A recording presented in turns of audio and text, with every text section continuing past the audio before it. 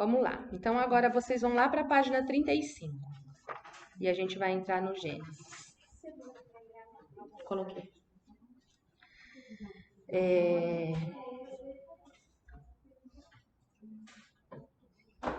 Então, agora a introdução dos livros da lei. Quais são? Nós falamos até agora do Antigo Testamento de uma maneira geral. E os da lei são os 5 primeiros, que então são os nossos 5 livros que nós vamos estudar com essa apostila. Gênesis, Êxodo, Levítico, Números, Deuteronômio. Aqui nesse livro, vocês vão ver aqui, ó, no cantinho, sempre vai ter aqui, ó, que facinho, tá? Então fica fácil da gente... Não, a gente não se perde. Então, ali, ó, lei, histórico, sabedoria, proféticos. É bom que a gente vai assimilando, tá? Então, nesses 5 primeiros livros, os personagens principais são Abraão, Jacó, que depois veio se chamar Israel, e Moisés. Esses são os principais personagens. Para o povo judeu, até hoje, o maior profeta é Moisés. Não há quem se compare a Moisés realmente na palavra, tá? Vai se passar em Canaã, no Egito, deserto do Sinai e Monte Sinai. A palavra-chave aqui é aliança e lei. E a gente vai estudar, então, nesses 5 livros, as origens da nação de Israel e a aliança de Deus com este povo. Nós temos 3 versículos aqui embaixo. O primeiro versículo, Gênesis 12, 1, 2, ele vai falar sobre a aliança que Deus fez. Olha o que diz. Ora, disse o Senhor a Abraão, sai da tua terra, da tua parentela, da casa de teu pai e vai para a terra que te mostrarei. De ti farei uma grande nação e te abençoarei e te engrandecerei o nome. Esse versículo é a aliança de Deus com Abraão e a sua descendência. Porque ele fala, né? De ti farei uma grande nação. E o outro versículo, Gênesis 15, 13, 18, é um versículo de profecia. Olha o que diz. Sabe com certeza que a tua posteridade será peregrina em terra alheia, e será reduzida à escravidão, e será afligida por 400 anos. Gente, Gênesis 15, Deus já estava falando com Abraão sobre o que iria acontecer só com a descendência de Jacó e de José. Então, olha aqui, Deus já está falando. Mas também eu julgarei a gente a quem tem de sujeitar-se, e depois sairão com grandes riquezas. Na 4ª geração tornarão para aqui. Naquele mesmo dia, fez o Senhor aliança com Abraão, dizendo: a tua descendência dei esta terra, desde o rio do Egito até o rio do Eufrates. Então, Deus já estava falando com Abraão o que iria acontecer. Olha que perfeito, né? Falando que o povo seria peregrino na terra alheia, seria escravo e afligido por 400 anos. Depois, em Levítico 26, 16, aí temos uma promessa. Olha o que Deus promete. Andarei entre vós e serei o vosso Deus, e vós sereis o meu povo. Então vamos lá. Os livros da lei compõem a primeira parte do Antigo Testamento. Eles formam uma unidade literária que é também conhecida como Pentateuco. Termo grego que significa 5 rolos ou 5 volumes. Todos foram escritos por Moisés durante sua peregrinação com o povo de Israel pelo deserto do Sinai. Todos os livros, Gênesis, Êxodo, Levítico, Números e Deuteronômio, foram escritos por Moisés durante a sua peregrinação com o povo de Israel pelo deserto de Sinai. Gente, o Gênesis, ele não existia antes de Moisés começar a peregrinar com o povo no Egito. Tá? O que se conhecia de Deus até Moisés levantar esse povo? O que era falado de pai para filho. O que Abraão passou para Isaac, o que Isaac passou para Jacó, o que Jacó passou para os seus filhos, para José, e o que José passou para aquele povo. Quando Moisés se levanta, que ele vai para o deserto, que ele sobe, lembra que a palavra fala que ele sobe no Monte Sinai e ele fica quantos dias lá? 40 dias e 40 noites. E ali, então, Deus vai começar a falar com ele. Ele escreve os 10 mandamentos e escreve Gênesis. E aí, então, ele começa a escrever o Êxodo, que é o que eles estavam vivendo, tá? Por que vocês têm que entender isso? Eu, na verdade, gosto de explicar assim bem didaticamente, porque eu tinha muita dificuldade. Eu falava assim, não, Moisés, porque a palavra fala que Moisés foi lançado no rio. Aí Joquebede teve o prazer, né? Deus fez tudo para que aquele filho voltasse para ela. Ela amamentou. E a palavra diz que ele foi para o palácio, mas Joquebede ensinou para ele quem era Deus. Tanto que quando ele vê um Egito espancando um hebreu, o que se acende nele? Uma ira. Ele sabe que ele é do povo hebreu.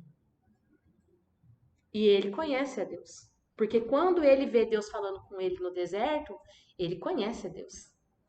Então, mas quem que ensinou? Eu pensava que tinha já o Gênesis e a mãe de Moisés já estava ensinando ele na lei. Ela ensinava com as histórias, falando.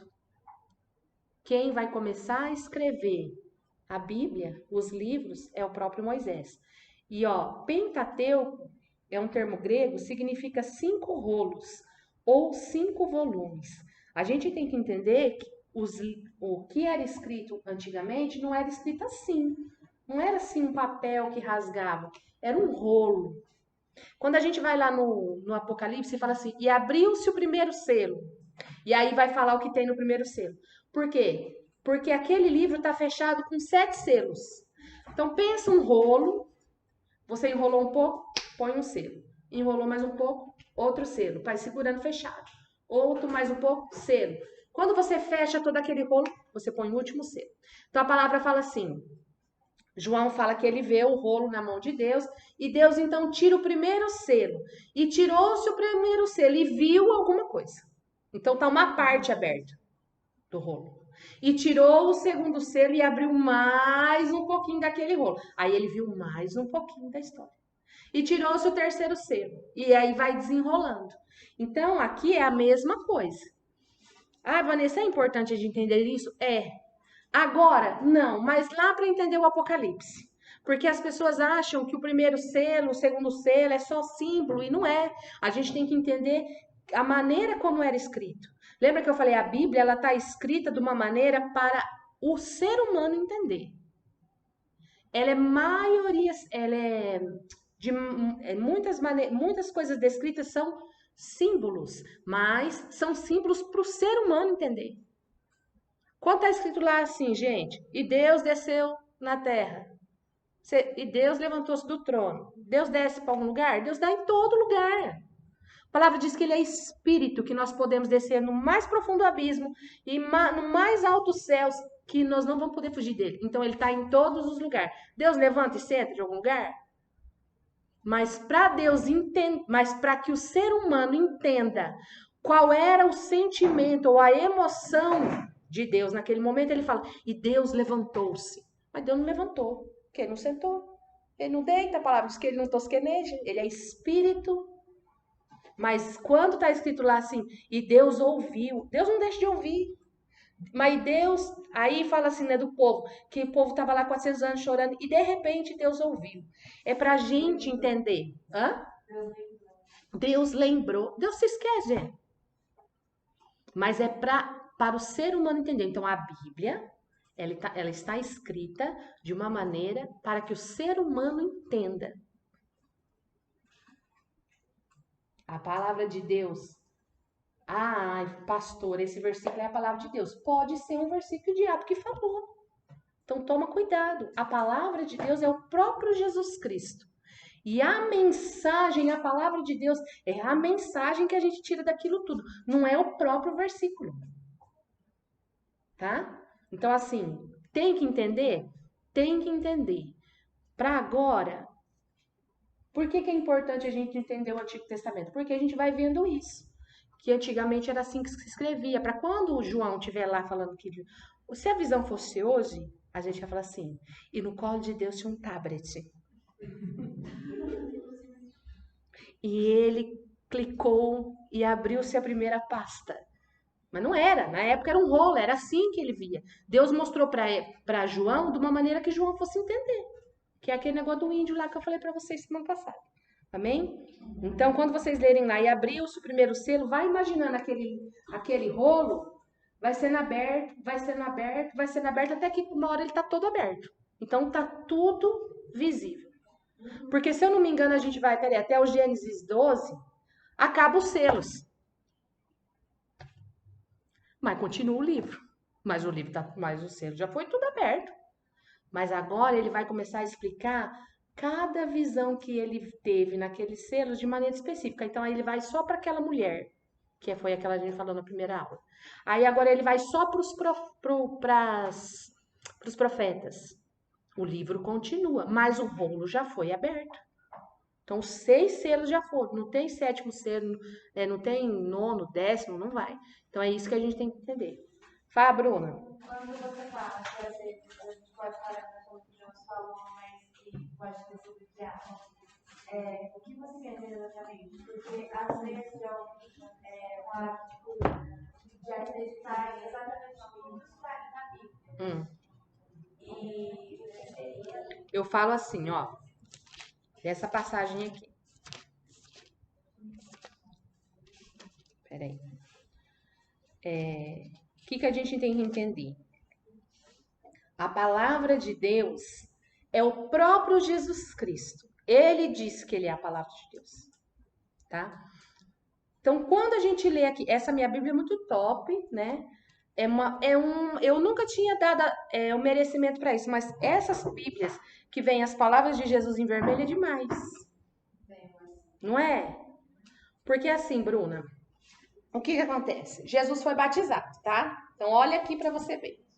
Então, Jesus se batizou e ele foi conduzido pelo Espírito ao deserto para ser tentado pelo diabo. Oh, vida! E tendo jejuado 40 dias e 40 noites, ele teve fome. Chegando-se a ele, o tentador disse, 2 pontos. Se tu és o Filho de Deus, manda essas pedras se tornarem em pães. Quem disse isso? Então, tudo que está aqui é a palavra de Deus? Tá? Mas deixa de ter uma mensagem divina inspirada? Não, porque aí Jesus vai continuar. Ele, porém, respondendo, disse. Quem disse? Jesus. Está escrito, nem só de pão viverá o homem, mas de toda a palavra que sai da boca de Deus. Então o diabo o transportou à cidade santa, colocou-o sobre um pináculo do templo e disse-lhe, se tu és o Filho de Deus, lança-te daqui abaixo. E está escrito, dará ordem aos teus anjos a teu respeito, e tomar-te-ão pela mão para que nunca tropeces em alguma pedra. Agora vamos pegar um irmãozinho que chegou agora na igreja, e ele está orando ao Jeová. E ele fala que Deus vai falar com ele, põe o dedo aqui. Não é mais. Ó, é assim, antes estudo bíblico, pós estudo bíblico. Não, mas calma. Aí a pessoa começa a ler. Está escrito, aos seus anjos dará ordem a teu respeito, tomar-te-á pelas mãos, para que nunca tropeces em alguma pedra. A pessoa levanta ali e tropeça na pedra. Fala, Jesus, não está comigo? Porque a palavra está falando que Deus ia mandar os anjos para que eu nunca tropeçasse em alguma pedra. Então, é esse cuidado que a gente tem que ter. Não estou falando que a Bíblia não é a palavra de Deus. A Bíblia é um livro com uma mensagem e essa mensagem é a palavra de Deus. Então, a gente não pode, por isso que não pode tirar versículo da Bíblia e pregar o que você quiser em cima daquele versículo. É um contexto. Tudo tem, não pode tirar, você vira um pretexto, gente. Você tira o texto do contexto, vira pretexto. Aí a pessoa pega um versículo lá do apóstolo Paulo em Coríntios que fala que a mulher não pode rapar o sovaco, não pode, manda ver nas irmãs. Pelo amor de Deus. É por isso que a igreja anda em decadência. Então, qual é a minha intenção com esse estudo? Né? Não desviar ninguém das igrejas, misericórdia. Mas assim, a gente precisa conhecer a Bíblia. Para quando alguém falar alguma coisa, você não ser. A palavra fala assim, o apóstolo Paulo fala assim, vocês não podem ser levados por qualquer vento de doutrina. Você não pode. Aí você vem aqui comigo, eu falo uma coisa. Você vai semana que vem na igreja adventista, ela fala outra. Aí você vai na Assembleia de Deus, fala outra. Aí você vai falar assim, gente, é a mesma Bíblia. O que está acontecendo? Está acontecendo que você não sabe. Porque se você souber quem é o sábado, a igreja adventista não te pega. Se você souber por que Paulo está falando com as irmãs daquele jeito, a Assembleia de Deus não te pega. Não tô falando, eu amo a Assembleia de Deus. Eu falo que se eu não fosse assim, coisada que nós de comunidade, assim, eu ia ser assembleiana, que adoro. Mas assim, eles têm doutrinas que escravizam as pessoas. E Jesus nos chamou para ser livres. O apóstolo Paulo fala assim, gente, Jesus veio na terra. Fez o que fez, morreu o que morreu, e vocês. Aí ele libertou vocês agora estão pondo jugo de gente em cima de vocês? Não, pera lá. Pode falar. Eu também tá. E você falou sobre isso, era uma coisa que eu já queria perguntar, mas eu acho que não tá em Gênesis. Se eu me engano, no próximo. Mas ele fala realmente tipo, sobre o sábado. Mas toda vez que eu leio, eu tenho essa dúvida, porque parece que ele fala que anda sempre manter isso. Só que a gente não tem. No Levítico, tudo que você lê lá vai falar assim: isto será para estatuto perpétuo. E isto será para estatuto perpétuo. Tipo assim, os sacrifícios. E realmente eles são perpétuos, porque Cristo perpetuou. O nosso sábado é Cristo. Ele é o teu descanso. Você não descansa em nenhum lugar mais, se não for em Cristo. Os discípulos saíram com ele, com fome, e ele falou: vai colher. O povo falou assim: mas os teus discípulos colhem no sábado? Ele falou: quem aqui com um burro, uma vaca lá com fome, com sede, e é sábado não vai dar de comer? O que a gente tem que por isso que tem que ler? O que a gente tem que entender do Antigo Testamento? Quando a gente terminar o Antigo Testamento e vir Jesus Cristo, a gente vai entender qual é a mensagem de Jesus. Se não fosse eu, vocês nunca cumpririam aquilo. Por que hoje a gente é totalmente dependente de Jesus Cristo? Porque só Ele conseguiu cumprir tudo aquilo que estava no Antigo Testamento. Quando os escribas falam assim, você não dá, você fala do sábado e ele vem falar do dízimo. Ele fala, não, se vocês querem dar o dízimo, então cumpram a lei toda. Não pega só uma partezinha da lei, cumpra ela toda, que ela está inteira lá em Levítico. Mas ele fala assim que 2 mandamentos resumem todos. Amar a Deus sobre todas as coisas e ao próximo como a ti mesmo. Se você amar a Deus sobre todas as coisas e o próximo como a ti mesmo, você vai cumprir todos os outros 10 mandamentos, mas sem medo. Você não mata ninguém, você não rouba ninguém, você não cobiça ninguém, porque você ama o próximo como a você. Você honra seu pai, você honra sua mãe. Você não mente, você não rouba. Você não precisa cumprir nada, você só precisa amar a Deus com todas as suas forças, com todo o seu entendimento e ao próximo como a ti mesmo. Acabou. Aí não tem sábado, não tem nada. Não, há muito tempo eu pensei assim, nossa, por que a gente olha para as... Porque qual é o problema do ser humano? Nós fomos criados para fazer. A gente só se sente bem fazendo alguma coisa. A gente só se sente útil fazendo. Nós somos dotados de habilidades. Qual é o maior problema das pessoas na igreja? A pessoa acha que pode fazer uma coisa, ninguém põe ela para fazer, ela fica emburrada e se degrade. Porque ela acha que ela tem que fazer.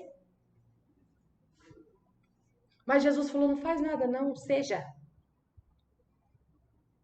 E aí é o nosso problema, porque a gente olha para aquelas leis e parece que tudo... parece que a gente tem que fazer alguma coisa para Deus. Ai, Deus, mas não é possível que só pedindo perdão o Senhor vai me perdoar? Eu vou rezar umas Ave Maria aqui.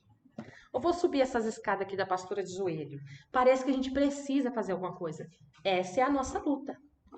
Jesus fala, você não precisa fazer nada. Você precisa ser. Não faça, seja. Ai, porque eu tenho um dom de louvar e ninguém me dá um microfone. Eu vou sair dessa igreja. Filha, você não precisa do microfone para louvar Deus. Se a sua vontade for ser um adorador, você não precisa do microfone. Eu sempre tive isso muito claro na minha mente. Eu não preciso de púlpito para pregar. E eu não preciso de altar para ter ovelha.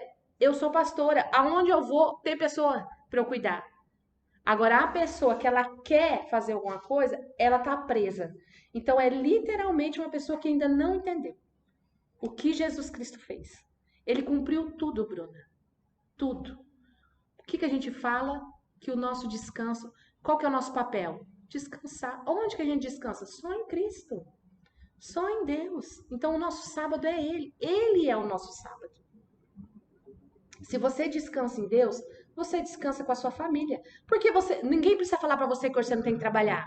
Porque o teu descanso é o Senhor. Então você sabe que você pode tirar um dia para cuidar da sua família, porque Deus vai cuidar da provisão para aquele dia. O teu descanso está no Pai. Quantas pessoas descansam no sábado? Eu tenho uma amiga adventista. Aqui nesse prédio, a maioria é adventista. Acho que só eu não. E a outra que não é nada. E aí, a escola adventista é aqui pertinho. Então, assim, eles não fazem nada. Eu já tive amiga, a gente já morou em condomínio em casa do lado, que era adventista, ela ficava agoniada pro sol descer, porque ela queria fazer as coisas. Não tá descansando coisa nenhuma. Você entende que é muito mais profundo? Então, tudo no Antigo Testamento, ele aponta para Jesus Cristo, até os 10 mandamentos. Amém? Ela vai chegar em todos esses temas polêmicos aí, eu vou ter que me virar, né? Vamos lá, Jesus, me ajuda. Então tá. Volta lá na página 36. Vamos lá no último parágrafo, que fala assim, ó. De maneira mais sucinta, a gente diz que Gênesis conta o princípio da criação do mundo e do povo hebreu. Êxodo descreve a saída dos israelitas do Egito e da revelação de Deus no Monte Sinai. Levítico mostra como o povo deveria ser santo e de que forma deveriam adorar a Deus. Números narra a história da peregrinação do povo de Israel no deserto. E Deuteronômio relata a preparação para a entrada na terra prometida. Gente, Números é chá de ler, hein? Quem leu? Ai, Senhor. Porque Números é um censo. É um censo, é uma contagem. Tá ali contando os descendentes de não sei quem, de não sei quem, de não sei quem. Não é assim? É difícil. Mas também tem uma mensagem, senão não tava ali, tá? Então agora vamos entrar no Gênesis. Quem conseguiu ler o Gênesis todo? Levanta a mão. Nossa, hein?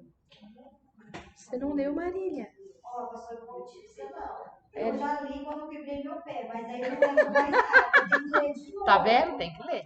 Tem que Tem ler. que ler de novo. Tem que ler de novo. Eu lembro que eu quebrei meu pé, eu li ele inteirinho. Ó, é 50 capítulos. É o livro mais longo do... Não tem de outro jeito, né, Maria? Não, tinha que ler. Mas Olha, Goretti, não tinha o que fazer, né, Maria? Daí você foi ler a Bíblia, né? Eu fiz que nem o cara lá no monte onde ele estava com o negócio. Você estava lá com o tamborzinho no pico, né? Alex? Aí ele falou assim, aí, né, fazer o quê? Aí eu tive que operar. Ele teve que... Fazer repouso? Não, ele teve que batizar, né, Nasci? Aí ele teve, aí o pastor Tipo falou, assim, aí já não tem cria em jeito, Deus, mas ele teve que, né, crer de verdade. Eu não sei que jeito que ele falou lá. Ele falou tão engraçado, aí todo mundo riu dele. Aí falou, o pastor falou, então você teve que... Deus Agora, teve que não, levar. agora eu me converti de verdade, ele falou. Ó, então Gênesis, gente, são 50 capítulos. Para quem não leu, tem uma semana para ler, pra aula que vem, tá? Por quê? Porque daí vocês vão trazer as dúvidas. Porque nós vamos falar das histórias mais importantes e, vamos dizer assim, simbólicas da Bíblia. A Arca de Noé. Lembra que eu falei que uma aluna minha achou que a Arca de Noé era a história da Disney? Vocês sabem que não são, né? Ó, os personagens de Gênesis: Adão, Noé, Abraão, Isaac, Jacó e José. Acontece no Éden, Canaã e Egito, e a palavra-chave de Gênesis é princípio. Gênesis é o primeiro livro dos 5. A palavra Gênesis vem da tradução grega, que significa origem, e do hebraico Bereshit, que significa no princípio. Todos os livros em hebraico, o título é a primeira palavra do livro. Vocês sabiam? Então, se Gênesis ele começa assim, não é lá? No princípio? Então, o livro chama No Princípio. 37, Página 37. Aqui embaixo, aqui, ó. 37. Então, assim, em hebraico, Gênesis, Êxodo, Levítico, Números e Deuteronômio são as primeiras, os significados dessas palavras são a primeira palavra do livro. A primeira palavra do texto era o título do livro. Assim que os hebreus faziam, tá? Então, significa no princípio. E o princípio algum é atribuído a Deus, mas há um princípio para todas as coisas. A gente não vai ver princípio para Deus. Quem tem filho pequeno? Que já perguntou assim, mãe, quem criou Deus? Mãe, quem é o pai de Deus? Tem? Mãe, quem é a mãe de Deus? Né? Princípio algum é atribuído a Deus. Deus era, é e sempre será. Aí entra a fé. Ah, eu quero que você me explique, senão eu não vou crer. Ih, não vai crer porque eu não consigo explicar. O que nós vamos entender daqui para frente? Vai ter perguntas que vocês vão me fazer e eu falei para vocês, o nosso estudo, ele é a Bíblia pela Bíblia. Eu não vou comer uma feijoada e dormir e trazer aqui para vocês e falar assim, gente, que negócio lá, Deus me revelou. Não. É a Bíblia pela Bíblia. Se a Bíblia não explicar, tem explicação? Aí o que a gente faz? Quando é contexto histórico, aí a gente vai na história. Daí a gente pesquisa os pesquisadores. Aí vai ter teologia, aí vai ter doutrina, aí vai ter um monte de coisa. Mas hoje, eu tenho esse entendimento. A Bíblia, ela se explica. Porque a própria Bíblia fala que se alguém pôr uma vírgula a mais ou tirar, a maldição sobre essa pessoa é anátema. O apóstolo Paulo fala isso também depois lá no Novo Testamento. Então, não é para a gente falar que aquele negócio significa um negócio que a Bíblia não falou que aqui significa aquilo. Então, vai chegar a ponto assim, que vai falar assim, pastor, de onde saiu isso aqui? Vamos procurar na Bíblia. Vamos ver se a gente acha na Bíblia? Se for histórico, a gente vai para a história, porque isso aqui é real, é a história de Israel. A Vivi já foi lá para Israel. Você vai para lá, tem uma história lá. Aí você chega lá, você fala, olha, isso significa isso, então por isso que está na Bíblia. Fechou? Agora, você deduzir coisas que não estão escritas na Bíblia, nós não vamos fazer. Vai chegar momentos que a gente vai falar assim, gente, tem que crer, beleza? Beleza. Não tem que fazer. Que é o versículo que eu li para vocês lá semana passada, que é o versículo que abre a nossa apostila. Porque é necessário que aquele que se aproxima de Deus creia que ele existe e que ele é galardoador dos que o buscam. Você tem que crer em Deus. Mas quem me prova que essa Bíblia esses livros foram inspirados? Você tem que crer, meu irmão. Porque já tem 2000 anos que esse povo está estudando e já hoje a gente crê que é a palavra. Não, eu não creio. Então, aí não é aqui que você vai ter que ir. Você vai ter que ir lá fazer O Espírito Santo tem que te convencer, tá? Então, princípio algum é atribuído a Deus. Não adianta a gente falar, Deus veio, não, Deus, ninguém sabe de onde veio. Mas agora, o universo, terra, vida, planta, animal, homem, raça humana, casamento, família, civilização, nações. Olha o que Deus criou. Estado, governo, história, leis, pecado, punição, sacrifício, salvação, adoração, aliança, chamado de Deus, um povo eleito, promessas, profecia, línguas, literatura, arte e ciência, tudo mais. Tá, tudo isso nós vamos ver Deus criando ao longo da criação do mundo. Tudo, pastora, tudo. Até ciência, até arte, até profecia, tudo a gente vai ver Deus criando o governo. É Deus que vai falar para Moisés, levanta um de cada tribo para ser príncipe. É Deus que vai instituir as línguas, vai separar o povo e ele vai dar línguas diferentes. E essas pessoas formarão nações. É Deus que vai criando todas as coisas, tá? A história, a lei. Ele que escolhe um povo. Vocês já pararam para pensar por que Deus escolheu Israel, não escolheu o Brasil? Mas por que tem que ser os judeus, não pode ser nós? Então, isso tudo existe um estudo. E a própria Bíblia fala. Um dia eu pensei, é verdade, né? Porque a Bíblia, porque a palavra fala assim, um povo eleito, Deus escolheu uma pessoa, ele escolheu ele para levantar e ele escolheu a nação. E até hoje você olha para aquela parte do mundo e você fala, esse povo foi o povo escolhido, eu não fui, é eles que foram. Eles são o povo escolhido de Deus, é um povo eleito. E eu nunca tinha parado para pensar. E lá em Israel, lá em Daniel, que é um livro-chave também para a gente entender várias coisas que estão de maneira escondidas na palavra, como uma coisa dessa. O livro de Daniel é um livro profético. Você para pensar e você começa a entender por que é Israel. Quem era o príncipe de Israel. Quando a gente vai estudar, nós vamos ver principados e potestades malignas. A palavra fala que quando Satanás foi expulso e os demônios com ele, aí tem principados e potestades. Estão aonde? Nos ares. A palavra fala que ele levou 1/3 dos anjos com ele. Não fala isso? E onde que estão esses anjos e esses príncipes? Quando a gente luta, a gente guerreia, eles estão nos ares. Potestades e principados, eles estão nos ares. Às vezes você chega no Egito, aquela atmosfera.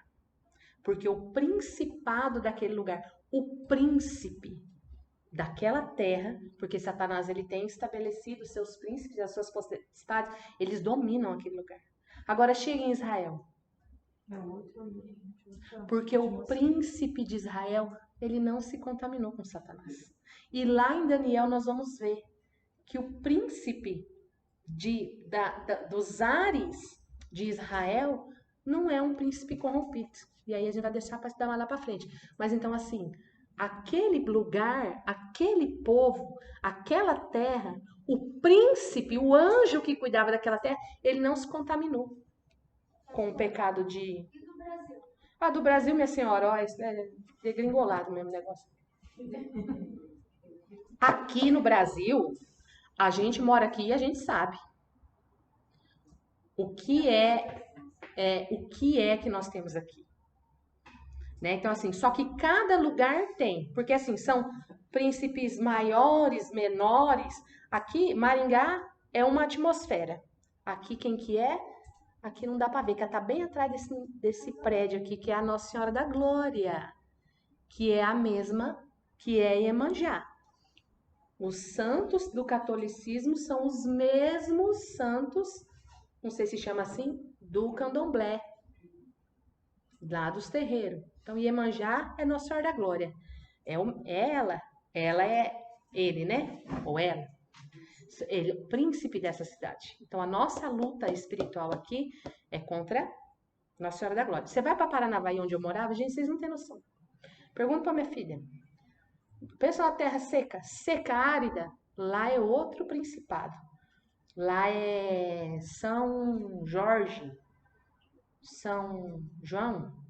Lá é um outro santo da Igreja Católica, que é outro demônio, que é outro príncipe. Então, aqui em Maringá é uma luta. Lá em Paranavaí é outra. Lá você não prospera. Lá você trabalha, você não vê dinheiro. É um negócio assim, é uma terra esquisita. Eu ligava para minha mãe, Maringá, igual essa chuva que nós tá vendo aqui, mas tá chovendo, Paranavaí não caiu uma gota. Chovia tudo em volta, Paranavaí não chove. Aquela terra seca, aquele calor escaldante. Tudo isso é espiritual. Lógico que tudo tem, tudo é no natural, tem o geográfico, mas nós temos batalhas espirituais. Então, o povo de Israel, tudo isso é para falar para vocês, o povo de Israel, a terra de Israel, o príncipe de Israel, ele não se contaminou. Vai lá em Israel, pergunta para se você acha a igreja católica levantada lá. Aí do lado, nós já temos outro principado, que daí é a descendência, né, de Ismael, que é o povo árabe, que é inimigo, né? Mas assim, Israel, o anjo, o príncipe daquela terra, ele não se contaminou. Amém? E isso está onde, pastora? Está lá em Daniel. Posso trazer para vocês. Nós vamos estudar quando chegar lá. Mas assim, tudo tem explicação na Bíblia. Onde que você achou isso, pastora? Na Bíblia, tem versículo na Bíblia. Agora, o que não tiver na Bíblia, aí a gente vai pesquisar. É algo histórico? É algo, né? Se não for, não tem explicação, a gente só fala assim, amém. Tá? Não vamos inventar nada. O livro de Gênesis responde todas as nossas perguntas sobre origens, pois o homem desejará saber como o mundo veio à existência e por que ele está em tão grande desordem. Então, lá em Gênesis, nós temos todas as respostas para a origem do mundo. A primeira frase da Bíblia é uma pequena declaração que está carregada de beleza, simplicidade e verdade. Esta simples afirmação contém toda a semente da teologia bíblica. Ela nega o ateísmo, o politeísmo, o panteísmo, o materialismo, a eternidade da matéria e ensina sobre independência, a eternidade, a autoexistência, a onipotência e a sabedoria do Criador. Ó, ateísmo, politeísmo, panteísmo, materialismo são tudo religiões de hoje, tá? Todas elas têm ramificações em várias religiões.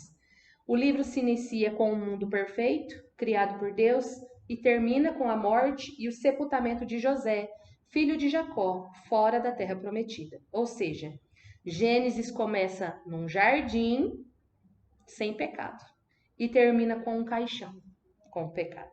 Esta foi a terrível consequência da entrada do pecado no mundo. O ser humano foi criado de uma forma especial e diferenciada de todo o restante da criação. Foi criado à imagem e semelhança de Deus. Gênesis 1, 26 e 27. Por isso, quando o homem está longe de seu Criador, sua vida se torna vazia, sem sentido e sem propósito. O primeiro homem, Adão, não é um mito e não é uma parábola, como alguns desejam interpretar, pois vemos o seu nome citado na genealogia de Jesus Cristo, no Evangelho de Lucas. Este evangelista também declara que Deus, de um só homem, fez toda a raça humana, Atos 17 e 26. Além de Lucas, Paulo e Judas citam Adão como uma pessoa real e não como um mito. Tem esses versículos também. Embora Gênesis relate a história desde a criação do mundo até por volta de 300 anos antes do nascimento de Moisés, seu excepcional treinamento na corte egípcia, sua grande capacitação e tremenda intimidade com Deus o levaram a escrever este livro baseado em revelação direta de Deus.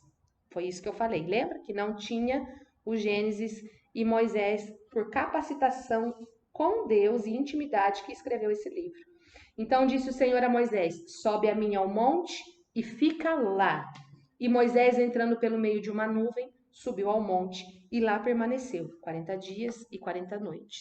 Nunca mais se levantou em Israel profeta algum como Moisés, com quem o Senhor houvesse tratado face a face. Os 11 primeiros capítulos de Gênesis são um prólogo da história do povo judeu e teve início com o chamado de Abraão no capítulo 12.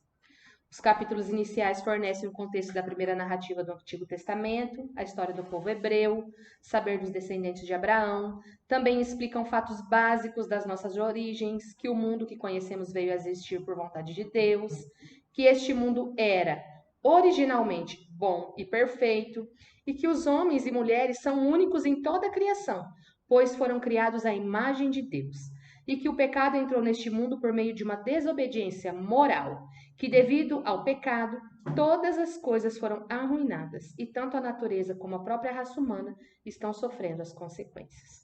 Gente, deixa eu compartilhar com vocês a respeito de Eva. Quando a gente olha para Eva, que ela foi lá e comeu o fruto. Ali, nesses primeiros capítulos, né, primeiro capítulo, segundo capítulo da Bíblia, nos primeiros versículos, a gente já vê a importância da submissão da mulher ao homem. Que a gente vai, por isso que eu falo para vocês que a gente tem que ler a Bíblia captando a mensagem. Eva não tinha nada que ir lá comer o fruto, tinha? Mas a mulher tem um ímpeto de fazer. O homem não está fazendo nada, eu vou fazer. Ele não resolve essa bagaça, eu vou lá resolver. Ele não dá conta desse negócio, eu vou lá dar. Hoje de manhã eu estava meditando, o Senhor falou claramente comigo. Às vezes, a passividade do homem. Sabe aquele negócio que a gente olha e fala assim, ô homem que não faz nada, ô homem devagar, que você conversa com ele e ele demora 2 dias na manivela para ver se fala alguma coisa. Essa passividade do homem, gente, é sério, pode te livrar de um problema enorme. Então, como a gente está falando aqui só para mulheres, vou pregar. Tomem muito cuidado. É um alerta para nós. Se ele não está fazendo, não vai lá se meter a fazer não, porque pode dar um proago. E isso pode resultar em algo muito difícil. Ah, pastor, eu erro, Deus perdoa. Não, Deus perdoa. Deus perdoou Eva e o Adão. Mas a consequência. Às vezes, a passividade do homem, às vezes não, gente. Eu acho que isso é real. Na maioria das vezes, está livrando a mulher de um problema. Então, o que a gente vai fazer quando o homem não faz nada? A gente vai orar para Deus fazer ele fazer. Nós não vamos fazer o que é para o homem fazer. Não é para você fazer o que é para o seu marido fazer. Eu acho que é de Deus, eu devo estar falando alguma coisa para alguém aqui. Não é para você fazer. Sabe por quê? Primeiro, você não tem a estrutura que ele tem. Aí você vai falar assim, ele não faz, eu faço. Você vai quebrar a sua cara. Porque você não tem a força que ele tem, física. Você não tem a bênção que ele tem, espiritual. Porque ele tem um sacerdócio sobre a vida dele. E você não foi chamar para ser cabeça, você foi chamar para ser auxiliador. Então, toma cuidado. Porque a Eva, hoje eu vi a Eva assim, esse homem não faz nada, fica aí parado, eu vou dar umas voltas, vou lá experimentar uns frutos diferentes. E ela foi, e ainda foi sozinha. Às vezes chamou ele e falou, não, bem, agora não quero. Ela falou, então eu vou sozinha. Aí, você chama o marido e ele fala, não, não quero. Você fala assim, então tá, amor, vou ficar com você. Você fala, não, vou com a fulana. Aí a fulana é uma serpente. Tá lá esperando você pra dar uma coisa pra você comer. É verdade, gente. Tô falando isso por experiência própria. O meu marido, ele é uma pessoa... A minha filha tá aqui, não deixou eu mentir. O meu marido é uma pessoa muito centrada. Muito calma, serena, tranquila, às vezes até demais. Então deixa eu falar uma coisa pra vocês. Não é à toa que eles são assim, tá? Porque a gente é toda coisadinha assim, e a gente vive atribulada, a gente vive cansada, e aí a gente vive irritada, porque a gente tá fazendo coisa que Deus não mandou nós fazer. Só que a gente começou a fazer, agora a gente que se vire. Que Deus fala assim, eu não mandei isso aí. Veja as consequências. Então, é real. Olha, gente, no segundo capítulo, tá? No segundo, terceiro capítulo da Bíblia, no versículo, Deus já tá falando, mulher, não vai fazer o que seu marido não tá fazendo. Porque todo o restante da história, e até hoje nós estamos na consequência de uma atitude impensada da mulher. Nós temos um poder de influência muito grande sobre a vida dos nossos maridos. E a gente engana eles. A gente sabe enganar eles. A gente faz de um jeito que parece que é eles que decidiu e depois ela fala, oh, não faça isso. Deixa, faz igual eu falei para uma menina. A menina hoje veio pedir conselho para mim. Ó, vocês lembram da primeira aula que eu falei que a moça veio falar para mim? Ela falou que eu podia falar. Que ela queria comprar um negócio, o marido dela não queria deixar, que o dinheiro era dela. Eu falei para ela, o quê? Ora para Deus convencer ele. Se você realmente precisar disso, Deus vai falar com ele. Mas a minha vontade era falar para ele assim, para ela assim: manda ele pastar, que o dinheiro é teu, você que ganhou, você vai lá e compra, porque não era uma coisa supérflua que ela queria comprar, era uma coisa para o trabalho dela. Mas eu falei: não. Por quê? Porque eu tô falando com a maioria para pessoas aqui que é líder, quem ainda não é líder vai ser, que nascia, você não é líder, você vai ser. Pastor Gerson, né? As pessoas não querem a sua opinião. Você tem que falar da palavra. E a palavra não manda nós enfrentar marido, a palavra manda nós orarmos. Falei pra ela, então, filha, ora. Ora pra Deus falar com ele. Se for o que você precisa, Deus vai falar com ele. Gente, aí eu falei pra ela assim, você assiste a aula? Porque ela assiste online. Falei, você assiste a aula? Você vai ver que eu falei de você lá, mas não falei seu nome. E ela, kkkk. Daí na outra semana ela falou, ó, pode contar meu testemunho, pastora? Que o meu marido comprou o negócio lá pra mim. Melhor, né, tal, deu certo, ele comprou. E hoje ela veio falar comigo de novo e eu falei assim pra ela, Não é assim, você não vai convencer ele, é outra situação. Ora, não faz. Então, gente, quando vocês precisarem que o marido se move, lógico que a gente tem que conversar. O casamento é diálogo, né? Nós damos lá o Casados para Sempre, é 14 lições ensinando aquele povo a conversar. Mais nada. Tem que conversar. Mas tem hora que a cabeça deles não acompanha a nossa. E deixa eu falar, não é, às vezes está te protegendo. Às vezes não, eles estão nos protegendo. Então não faça como Eva, tá? Não vê o marido parado e vai lá comer o fruto que depois vai dar ruim. Tô avisando. Eu não tinha programado falar isso. Vamos acabar. Mais 5 minutinhos a gente acaba. Ó, então a partir do capítulo 12, deixa-se de lado o cenário mais amplo da história humana e agora a história vai se voltar para um único indivíduo, Abraão. Por meio deste homem e da nação que com ele se inicia, Deus dá continuidade ao seu grande propósito de abençoar toda a humanidade. Qual é o propósito de Deus? Abençoar toda a humanidade. E agora ele vai levantar Abraão para fazer isso. Ao se interpretar o Gênesis, é importante considerar que os costumes do Antigo Oriente eram consideravelmente diferentes da nossa cultura e época. Também como ambiente em que viviam era substancialmente distinto do nosso, o pecado que acabou de entrar na raça humana, a longevidade era a regra, tá? Portanto, deve-se considerar todo o contexto mais amplo das passagens para ter uma correta interpretação. Então, tem que levar tudo em consideração. Por isso que não pode catar o versículo lá e pá, isso aqui é para mim. Não, tem um contexto. Pega a mensagem, tá? Além disso, apesar do Gênesis não ser um relato científico da origem do universo e do homem, ele não está de forma nenhuma em desacordo com a verdadeira ciência, pois o mesmo Deus foi quem criou tanto o mundo natural quanto o mundo espiritual. Como na Bíblia temos uma unidade literária e temática, o primeiro livro das Escrituras, Gênesis, se relaciona intimamente com o Apocalipse. Gente, se vocês quiserem entender a Bíblia, lê os 2 primeiros versículos de Gênesis, depois lê ler os 2 últimos capítulos de Apocalipse. Vai entender o propósito de Deus, que é um mundo sem pecado. Que é o homem e a mulher vivendo num lugar maravilhoso, desfrutando de tudo que ele fez sem pecado. Gênesis 1 e 2 e Apocalipse 21 e 22.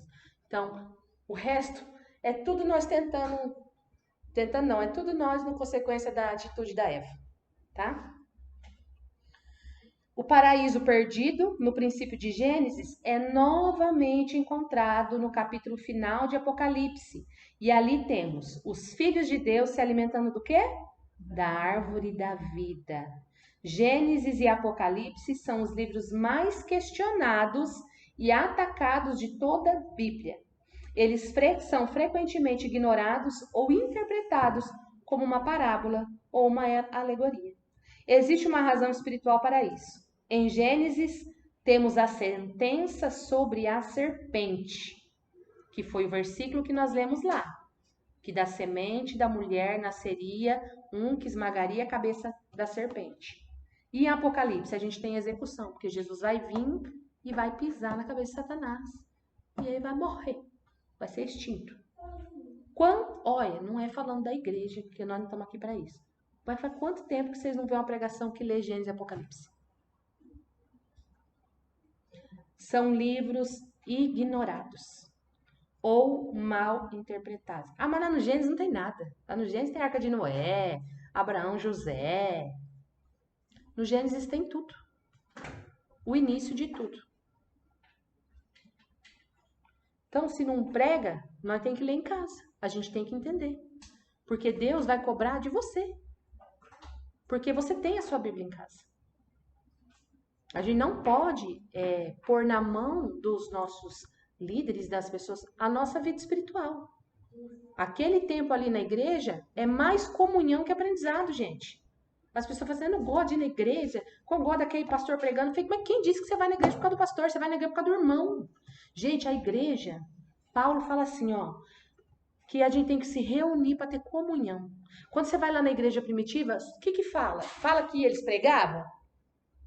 que fala lá? Vocês já leram lá? Em Coríntios, Paulo ensinando. Fala assim que eles se juntavam, um esperava pelo outro para orar e comer junto. Aí eles se ajudavam. A palavra fala que quem tinha muito dividia com quem não tinha. Isso era a igreja primitiva. A essência da igreja é comunhão. Como que a gente cultua e adora a Deus? Louvando lá? Não, tendo comunhão.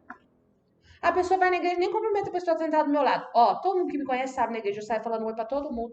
Oi, oi, oi, se não me abraça, não me beija, eu já fico bravo. Vem cá, me dá um abraço, me dá um beijo. Porque às vezes eu vou na igreja por causa das pessoas. Porque você não precisa ir no culto, mas às vezes tem alguém lá que precisa. E tudo que ela precisa não é uma palavra. É um abraço. É alguém que vai falar assim, como é que foi sua semana? Tá precisando de alguma coisa? Às vezes é uma oferta, uma oração. Isso é igreja. Isso é ser igreja. Fica à vontade. A palavra fala assim que nós somos corpo. A gente só é corpo quando tá tudo junto. Quando a gente não tá junto, a gente é partes. Credo, fica até parecendo um zumbi. Um é perna, outro é braço. Mas quando a gente se une, a gente é corpo. Então a igreja fala disso, tá?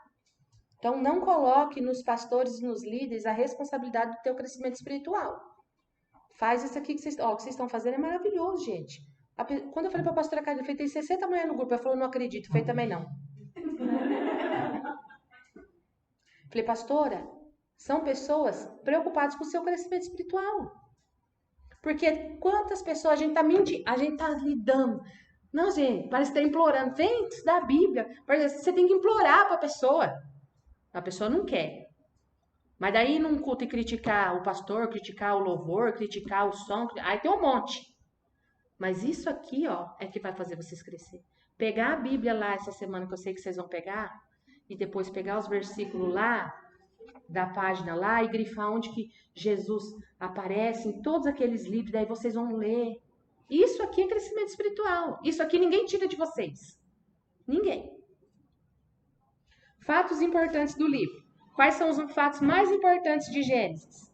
Capítulo 1, criação dos céus e da terra. Capítulo 2, criação do homem e da mulher. Entrada do pecado no mundo. Capítulo 3, corrupção da raça humana e julgamento do dilúvio. Capítulo 6 a 8. Aliança de Deus com Noé. Capítulo 9. Torre de Babel. Capítulo 11. Chamada de Abraão. Capítulo 12. Destruição de Sodoma e Gomorra, capítulo 18 e 19. Os dois filhos de Abraão, Ismael, segundo a carne, e Isaque, segundo a promessa, capítulo 16 e 21. Deus prova a fé de Abraão, capítulo 22. Os dois filhos de Isaque, Jacó e Esaú, capítulo 25. Jacó rouba o direito de primogenitura de seu irmão Esaú, capítulos 27 e 28. Os 12 filhos de Jacó, capítulo 29 e 30. E a história de José, capítulos 37 e 50. Se a gente não entender essas histórias, não vai entender mais nada. Porque o resto da Bíblia é falando desse povo, do povo judeu.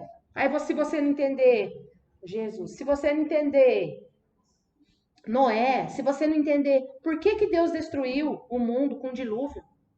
Gente, Apocalipse fala assim, ó, que os dias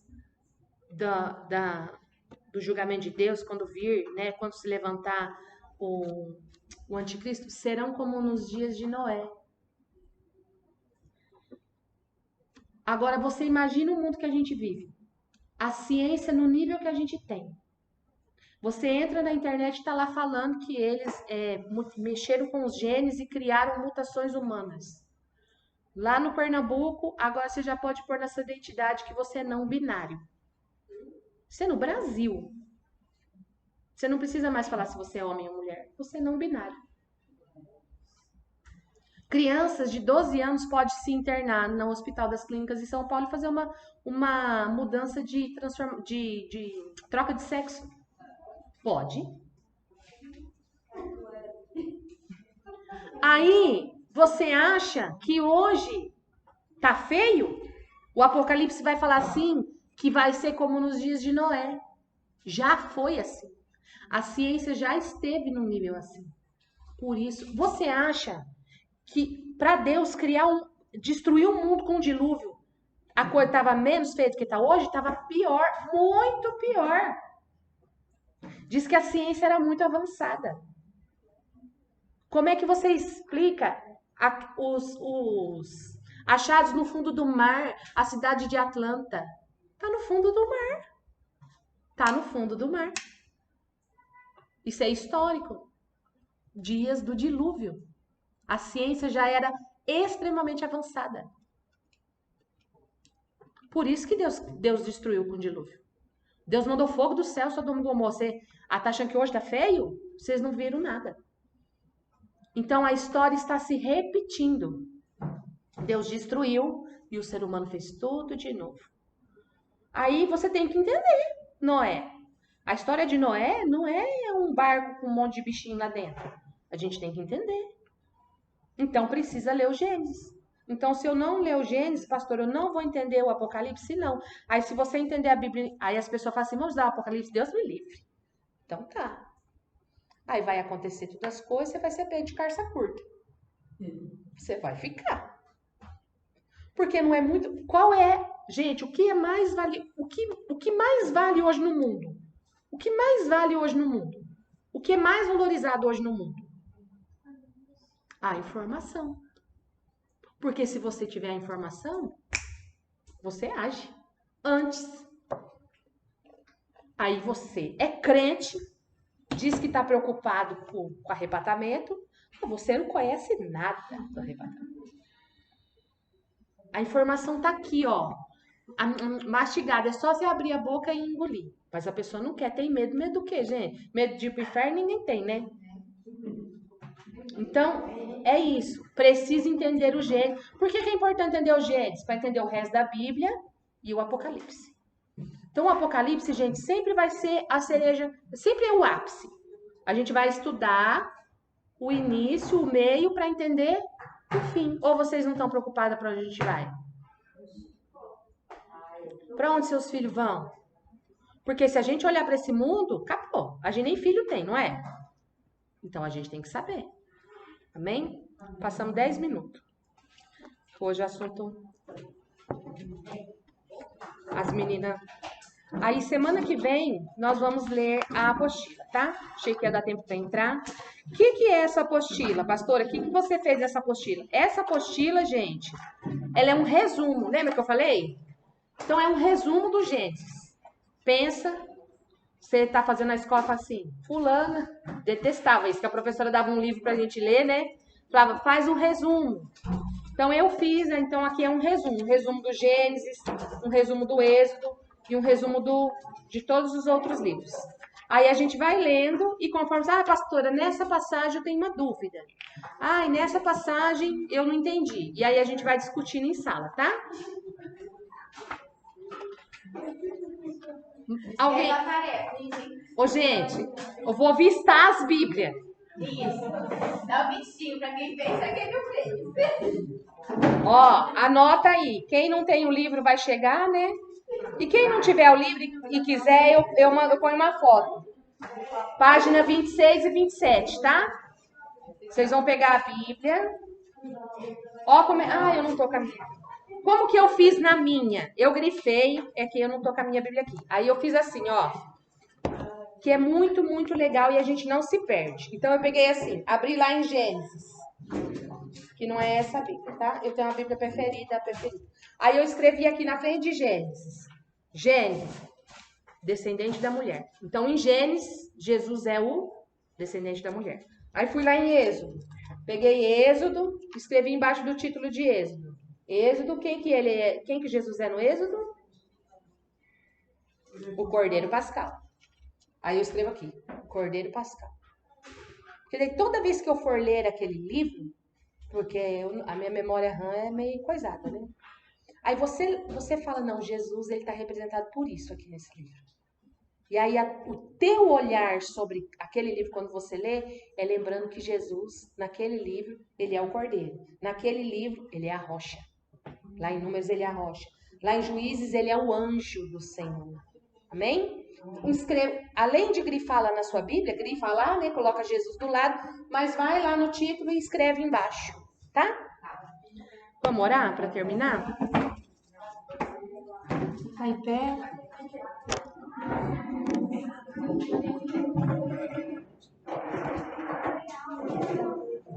Alguém quer falar alguma coisa? Não? Amém? Deu até calor. Quando você falou sobre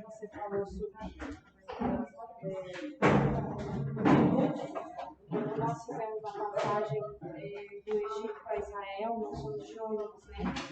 E dá para ver aquelas montanhas, né? E nas montanhas a gente não vê montanha que nem a gente vê aqui no Brasil.